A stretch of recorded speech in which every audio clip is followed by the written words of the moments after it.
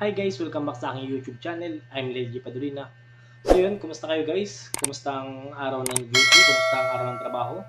Sana'y nasa maayos lang kayong kalagayan at malapit na naman ang peak season. Malapit na naman ang maraming order, no? Mag-uumpisa na yan ngayong December kasi maraming magki-Christmas party. So ihanda na lang natin ating mga katawan, no?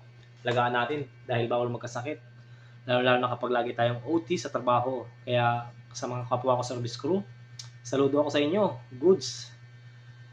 Kaya-kaya natin to para sa ating pamilya at sa ating ekonomiya, no? Tsaga-tsaga lang sa ating trabaho kahit na mahirap. Tiis-tiis lang. Pero may nagtatanong dito sa comment natin, nag-comment siya si Angelo.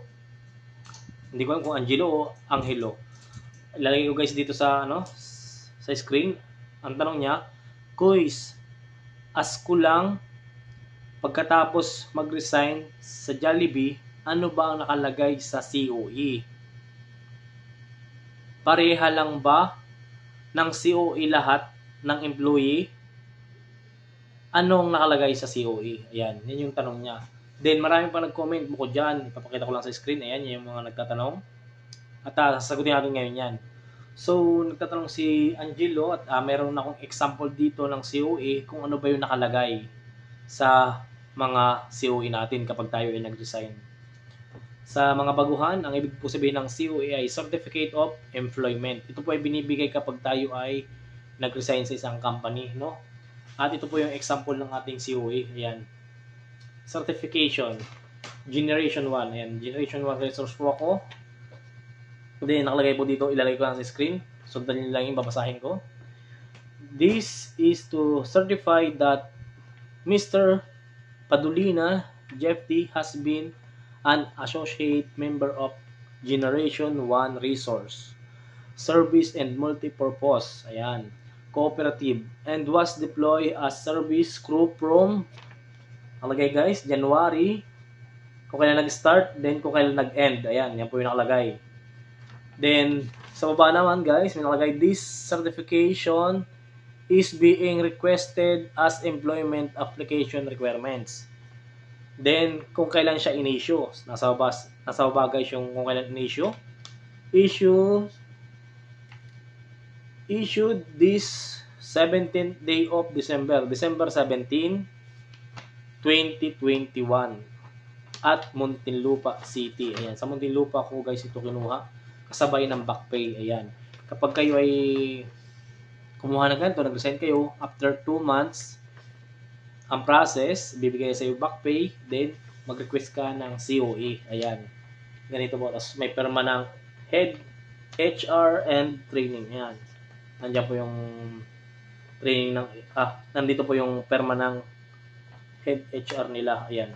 Kaya, ngayon, sana naliwanagan ka ang hilo. Ayan. Angelo ba yan o ang hilo? Ayan. Sana naliwanagan ka at sa mga baguhan na gusto magkaroon ng COE.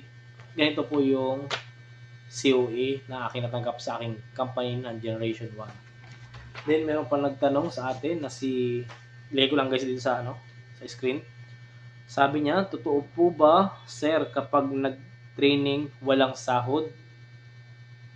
Yan kasi ang sabi ng manager. Free meal, wala pong sahod kapag training ng 2 days of training choking. Ayan. So, papaliwanag ko to sa iyo, ma'am, no? Ang hindi po siya training talaga. Siya po ay PHA. Ibig po sabihin ng PHA, pre-hire assessment. Ayan, pre-hire assessment po. Ikaw po ay mag-observe pa lamang diyan ng 2 days. Kung sa palagay mo ay kaya mo yung trabaho, hindi ka po gagalaw doon, hindi ka po gagawa. Mag-observe ka lang po, titingin-tingin ka lang, tuturo sa iyo ng crew yung mga gagawin mo kapag ikaw ay mag-i-start na ng trabaho. Kasi pag dito, ito ay PHA pa lang, hindi ka gagalaw, hindi ka gagawa ng gawaing crew. Kundi observation ka lang, tapos tinitigan mo lang, gano'n lang po yun. 2 days po yun, pre-meal. Ayan. Totoo po yun, pre-meal, wala pong bayad, 2 days PHA, pre-hire assessment, at doon lang pong ginagawa. Hindi po tayo tutulong sa mga ibang crew, kundi tayo mag-observe pa lang kasi wala pa po yung bayad. Pero free meal naman po yun sa 2 araw.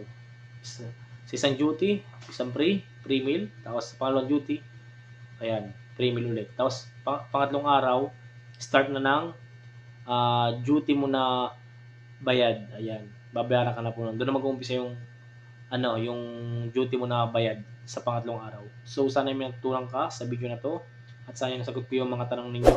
At kung kayo po may mga katanungan pa, mag-comment lang sa baba para lagi kang updated sa mga ilalabas nating video. Thank you for watching guys. God bless.